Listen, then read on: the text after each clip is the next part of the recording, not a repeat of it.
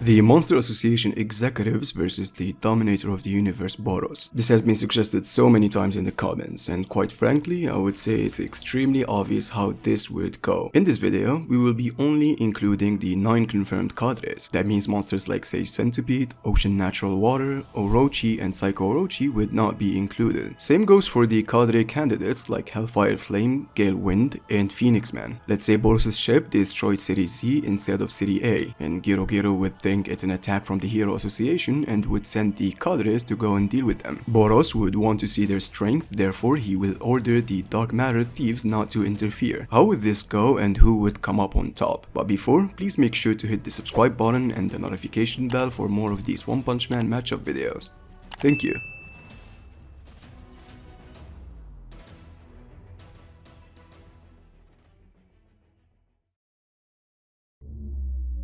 I've already made 3 videos featuring Boros in my channel, make sure to check them out. But as always, I'll make sure to give a brief summary of who he is and what he can do. Now, there are only a few series that does not follow the power creep system. Power creep generally means characters become stronger and raise up the standard of the power in the story, and that's due to the next villain always being stronger than the previous one. One Punch Man does not follow that trend. As a matter of fact, one of the strongest in the entire series was introduced early on in Volume 6, Lord Boros, the dominator of the universe, traveled the whole universe seeking for a worthy opponent, and after just one single encounter with Saitama, he completely understood that this goofy man is the one who he has been looking for, stating quote unquote that he can sense immeasurable energy. This is very important since Boros, even when recognizing such a fact, he still decided to fight Saitama and thought he can defeat him. Carnage Kabuto, a strong dragon level monster, was literally shaking from fear when he realized how strong Saitama is, but with Boros, that only fueled his excitement to fight. Not only did he scrabble with him, but legit tanked multiple normal punches. It's important to note that Saitama's punches, strength-wise, varies from one to another, and saying Boros tanked his punches does not mean Saitama cannot kill him with one punch if he ever wanted to. You can clearly see that the first punch only destroyed Boros' armor. Even Saitama was somehow surprised, but the second one did a far greater damage, meaning it's completely obvious that Saitama chooses how much he puts in the strength of the punches he performs. He chooses if he wants to kill his opponent or simply just damage him. And for the case of Boros, it's clearly evident that he wanted him to feel the exhilaration of a fight, stated by Boros himself that this was not even a fight for Saitama. However, that doesn't take away anything from Boros. As a matter of fact, Saitama states 3 times that Boros is indeed strong, a statement only targeted towards one other top tier character, which is Cosmic Fear Garu. Not only did he land multiple hits on him, but managed to even send him flying towards the moon. What's crazy about that encounter is that Saitama was legit surprised of Boros' speed. This clearly does not mean that Boros is faster than Saitama, but for him to give that specific reaction when he didn't really care about Flashy Flash's speed means that Boros exceeded his expectations and speaks well of how fast he is. Now, I want to note that I do not believe in the notion of Saitama getting stronger every day to the point of one-shotting himself from yesterday. The VGS obviously has multiple problems, and the story goes to explain explicitly that Saitama gets stronger exponentially due to his intense emotions fighting an opponent of equal strength, meaning the Saitama who is not impressed by Flashy Flash's speed is almost the same one who is surprised by how fast Boros is. Not to mention that according to Boros himself, he was still not going all out and holding back at that instance. Now, before we jump into Boros' trump card, we have to tackle a specific argument. In chapter 36, specifically the first panel, it states that Saitama took damage. I took the liberty to see if that statement was included in the official volume releases. In both the Japanese and the English versions, this statement does not exist. Official releases are well revised and more creditable. Orders of chapters are changed, different drawings of certain panels, and removing statements, etc. Even if Murata or One added that in the monthly scans, which I do not believe it's the case, they still removed it in the official release. So we would not rely on that and wouldn't take that statement to be valid. Now, Boros' trump card is indeed his meteoric burst form. Using that would gradually decreases his lifespan, but in return, he gets access to unbelievable strength, speed, and I assume he regenerates faster. Not only did he send Saitama to the moon, but also tanks hits from a more serious Saitama, and is capable of producing a large destructive capacity attack called Collapsing Star Roaring Cannon. In the manga, he stated that he can wipe the surface of Earth with it. However, in the Databook, it clearly states that he can destroy the whole planet. The anime guidebook, which I don't really rely on, states that he can even destroy a star. This honestly wouldn't be hard to believe given the certain feats Cosmic Fear Garu and Saitama performed later in the story, but without additional proofs, this cannot be used. This attack required Saitama to use his Series Punch to stop it, and even when Boros wasted his life energy and took the shockwaves of the Series Punch head on, he was still alive for a short amount of time. Without a doubt, Boros is an outstanding villain, and I wouldn't be surprised if he appears to be stronger than we think in the future, since it appears that one of his species is fighting alongside Blast, and we could get additional data on the dominator of the universe. Even without this, he still remains one of the strongest characters in the One Punch Man series.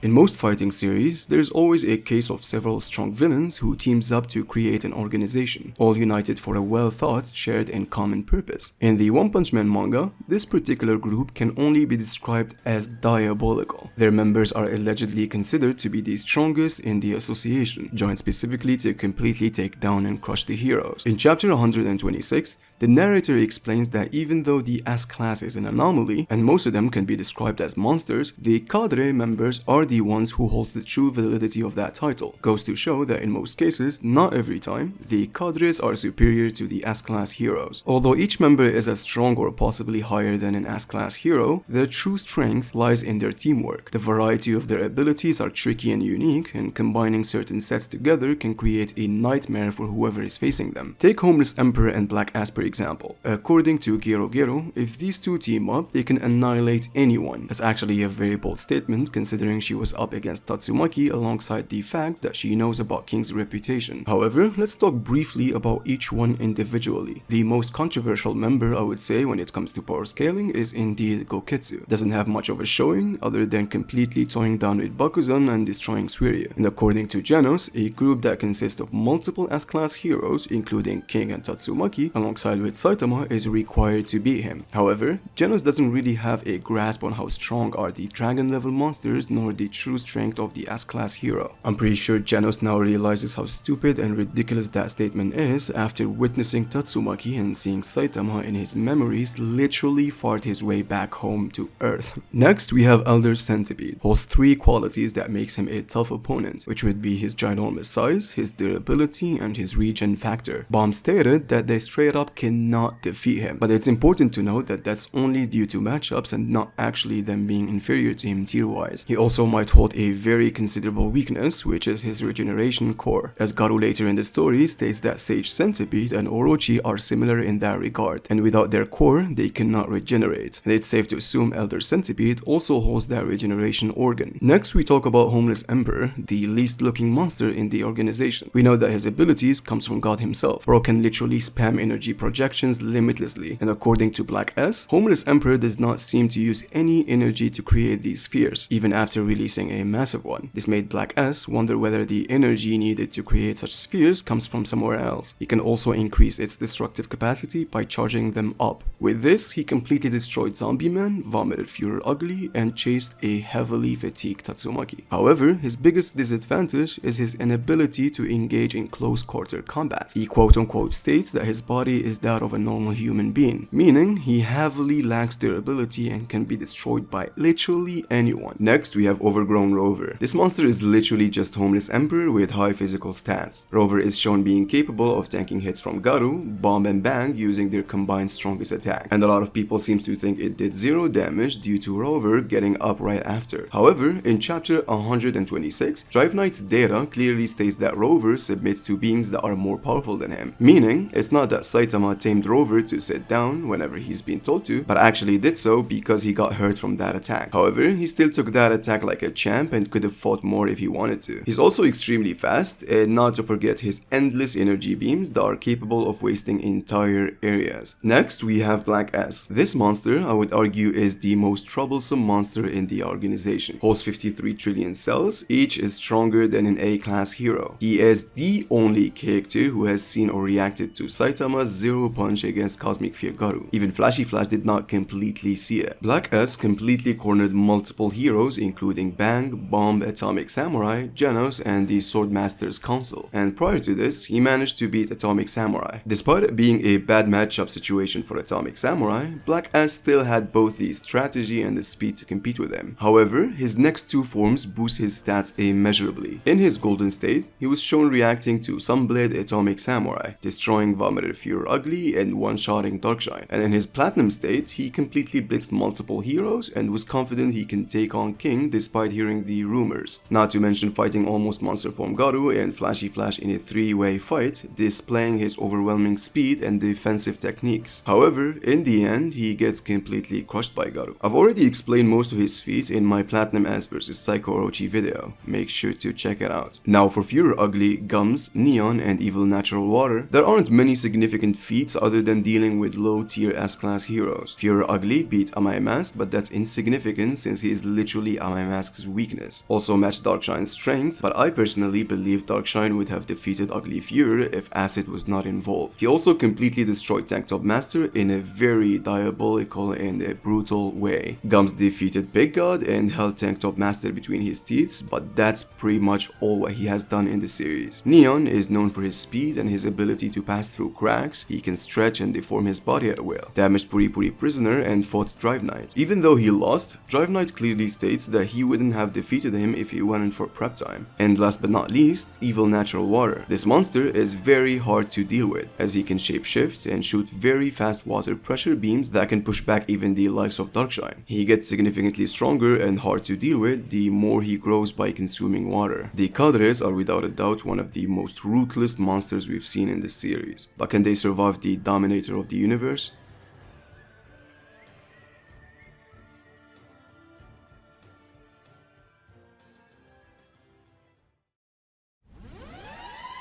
Now, the reason I made this video is because of a lot of people suggesting Boros versus the Monster Association as a whole, alongside with Boros versus Platinum S. And I say it's pretty self-explanatory how Boros would literally destroy every single cadre in a 1v1 fight. Nobody really competes, and this should not be a debate at all. I feel like just him being in base could take care of most of them 1v1, with maybe the exception of removing his armor against Platinum S. Think of it this way: if Boros doesn't meet them all at once and goes walking to their base, encountering one each floor, there would not be a Monster Association anymore. It'd just be like a walking Saitama wandering around their base, clearing them out one by one. But what about Boros going up against all of them combined? Even though that's likely would never happen due to their egotistic personalities, but hypothetically, let's say for the sake of the argument, they understood who they are up against and thought they can only defeat him if they team up, which is a very wise decision. Now, as I said before, Gero Gero thinks a team that consists of Homeless Emperor and Black Ass can defeat anyone. Not sure if she includes Orochi or Tatsumaki in that statement. And even if she did, Gero Gero was proven to be legit wrong about numerous things so many times, and didn't have enough data on how strong are the S-class heroes. But you can somehow understand her reasoning, as they can clearly overwhelm a lot of characters due to the sheer numbers Black Ass holds and how Homeless Emperor can generate his energy beams limitlessly. Rover and Evil Natural Water can just join up by unleashing their long-range attacks, add that with Nyan lending multiple sneak attacks due to his ability to pass through cracks, and Goketsu maneuvering his way to throw specific air pressure punches at the direction of Boros. Vomiter Fear Ugly can spit acid, and Elder Centipede would serve himself as a shield to provide spaces for them to hide, and Gums would just watch. This is one strategy that their teamwork can adapt. However, the problem with Boros, especially released and above, he should be clearly just a significantly faster monster than any of them. Black Ass and Evil Natural Water could react to him, but not be able to dodge, as we've seen Black Ass reacted to Saitama punching Garu, and Evil Natural Water attacked Garu even when he was moving at that speed, and I assume that's due to his instincts. However, similar to the case of Garu, it would not matter. Characters like Gums, Evil Natural Water, and Vomiter Fear Ugly would just be blitzed. Even when Saitama was obviously not going all out, released form Boros being capable of matching his movements is a significantly far better feat than any of what the cadre has performed. Being relative to S-class heroes in this case is very scary and extremely irrelevant. Upon seeing this, what I believe happens next is Black S would have to transform immediately to Platinum S, as speed-wise that's the only form he can compete with, and Nyan character-wise would decide to run the same way he did upon seeing Saitama. If Rover takes an attack from Boros and does not die, he will surely submit and not attack Boros anymore. Now you gotta understand that Platinum S here would be significantly stronger than the one we've seen in this series, since in this case he did not lose his cells. Being extremely generous to him, he'd be able to match released Boros' speed. The reason I'm considering this is that because in the webcomics, Golden S, who is the equivalent of Platinum S in the manga, matched Awakened Garu for brief seconds. In 2016, Murata says that Boros and Garu are equally strong. He also says even if you look at the portrayed description, Boros will fight with overwhelming power, superior playback abilities, energy attacks from a distance, while Garu will fight with excellent fighting ability. I cannot certainly say which is stronger. I get this line of scaling mixing between the webcomics and the manga has its flaws, and one and Murata's opinions may have changed over time, but in order to make this a fair fight, Platinum S should at least match released Boros form, and that's obviously after overestimating Platinum and gravely nerfing Boros. The other executives will have no choice but to continue performing long-range attacks while Platinum is dealing with his speed. The most logical thing for Boros to do is to get rid of the largest opponent since he's blocking his view on the other cadres. Let's say he manages to punch Elder Centipede while fighting Platinum. Even if he did damage him, Elder Centipede would still recover. Boros then would understand that he needs a larger attack to vaporize him. His supercharged beam would do the trick, but I highly believe others would let him charge it up, and Platinum S would try to defend them if Boros decides to attack them with speed. Same way Golden S defended Homeless Emperor against Atomic Samurai. However, Lord Boros is highly intelligent. He'd probably try to figure out a strategy to break their defenses. But instead, why would you try to find a strategy when the best one is clearly powering up? Meaning, Boros would use Meteoric Burst. And I gotta say right off the bat, this is literally an overkill. Boros is not only significantly faster than all of them combined, but also holds tremendous strength. Saitama was legit surprised by Boros' speed and paid no attention to Flashy Flash. He would legit run through them one by one. He would start by smashing through Platinum S worse than how Garu did. He goes after Homeless Emperor, Goketsu, and Rover, and they have literally nothing they can do to stop him. Elder Centipede now would scream the name Blast to save him instead of getting revenge. Boros wouldn't even need to use Collapsing Star Roaring Cannon, and if he does, I would call it an overkill plus. He can regenerate from Saitama's normal punches, kick him to the moon, and surprise him with his speed. Ask yourself this, what can any of them possibly do against somebody who performed these feats? Platinum S in speed, even though superior but still comparable to Flashy Flash. His additional cells wouldn't boost him up to the point of reaching Meteoric Burst speed level. Even with teaming up, it's futile against an opponent who was recognized by Saitama to be strong, and Saitama rarely praised anyone to that level.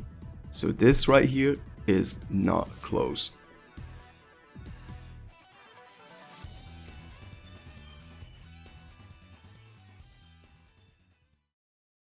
I took the liberty to see if that statement was included in the official volume. This made Black S wonder whether the energy needed to create such spheres comes from somewhere else.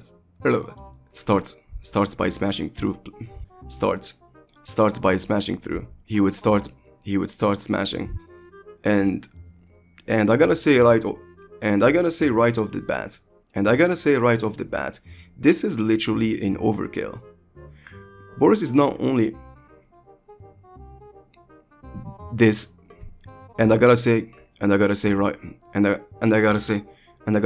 off the bat, this is literally an overkill.